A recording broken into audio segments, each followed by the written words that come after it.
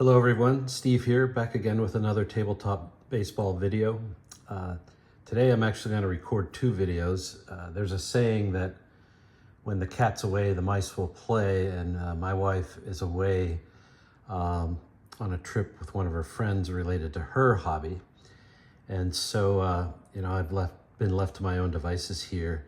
And so this first video this morning is going to be an unboxing video. And if you follow my channel, I had a video I had recorded about very simple dice baseball games that you'll find on Etsy and elsewhere that basically just use 2d6 dice to create a very basic generic baseball simulation. And if you watch that video, you'll see that some do it better than others.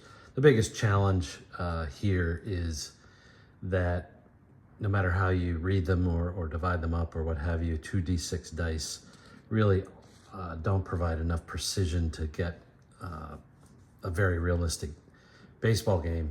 And even if you can get closer, a lot of these standard presentations don't do so. This is all background to this unboxing, which I am going to start right now. So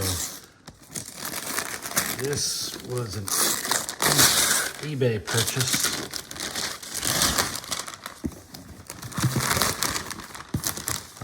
Interestingly enough, it's in a priority mailbox, which is a story in and of itself because it got hung up in a post office distribution center, and it took a couple weeks for this thing to come, which is very, very unusual. At least I think it's very unusual. So bear with me. I did a decent job by overlapping these boxes to ship. Who knows? Maybe they didn't even send it priority mail. They just used the priority mail boxes. While I'm doing this, I'll tell you a story. I bought a baseball card from somebody in Missouri, and I had it shipped here to me in Florida, and it didn't arrive on time, and then I started tracking it, and it made a detour to Guam and Hawaii before finally making it to Florida. Boy, this person did an okay job packaging this up. So here we go. What's in this box? So we have a game here called Milton Bradley Championship Baseball. And I think it probably cost me about as much to ship it as it did for the game itself. And it's interesting in the sense that this game uses cards that use quote-unquote actual baseball cards. And you'll see in a minute what it does. I did a little research on this a few weeks ago. So here we have a game board, and I'm not exactly sure what's going on here, but it looks like the fielders can be positioned in 1, 2, or 3 positions, but I'm really not sure because I don't know a lot about this game. So here you have an example of a card. This is Steve Sachs. I'm not sure if he has an arm rating, inside joke. But that's what a card looks like, and it has a superimposed signature on it, and he's called an NL Superstar. Interestingly, there's no team names on this card. So here we have Steve Sachs, and here we have the dice rolls, which again are very analogous to the dice rolls on this Etsy game. And what I mean by that is if you read the dice low to high, and here are the dice, by the way, as well as some holders for the runners and players and so on. But if you read these dice, you read them low to high, there's 21 unique combinations, if you will, and they vary in probabilities. So if you roll doubles, that's one on each of the dice, obviously, and that's 1 out of 36 chances. There's some other probabilities that I cover in other videos. But what you see here, it's kind of interesting, is they have a typical baseball card stat line here. And I'm not sure what this is over here, but it may be a rating of some sort for the game.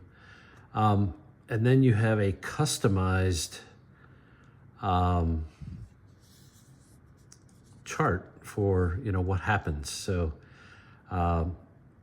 Steve Sachs has a 1 out of 36 plate appearance chance of a home run here. I suspect if we mess around here a little bit and try to find somebody else, maybe some other power hitter, Reggie Jackson. Well, he only has 1 chance for a home run as well. And part of the reason is 2 chances would probably be too many, just from a math standpoint. There are pitcher cards, so of course they have pitcher stats, but the fact that this is just a replication of his career pitching record tells me that, tells me 2 things. One is the Cardinals traded him at just the wrong time. But the other thing it tells me is that this must be a batter only game. So in terms of this game here, it looks pretty much in original condition.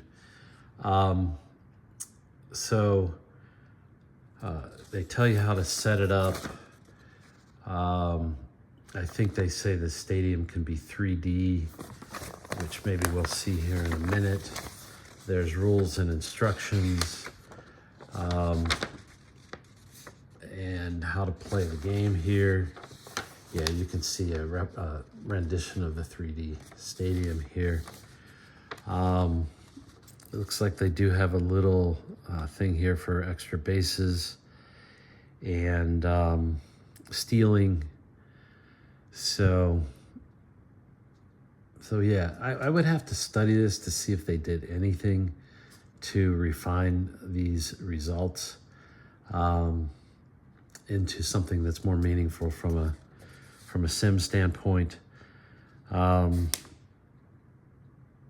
looks like they do have the chances for double plays. For example, runner advancement here, runner advances 2.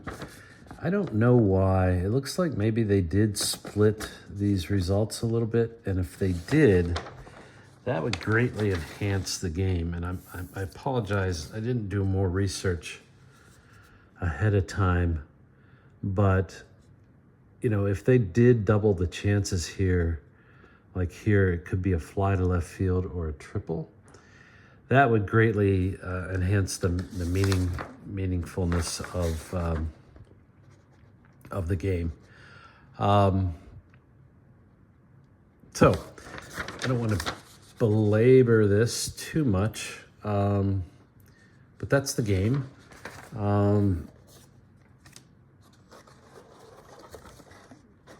There's the base runner and fielding position players.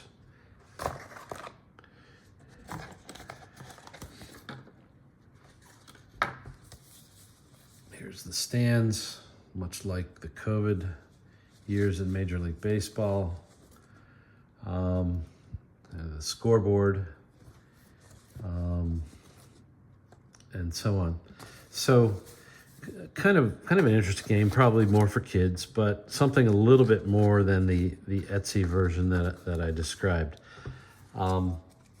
If I learn anything substantive about this game in terms of its playability or ability for realism, I will let you know, or I will put kind of a link in the description that will tell you a little bit more about the game, and maybe you can do a little bit of research on your own. I'll also put a link to this. Oops, that's the next video. Sorry, to this video in the description as well. So that's it for this video. Don't want to belabor it. Thanks for listening. Always something interesting, I think. Take care. Bye.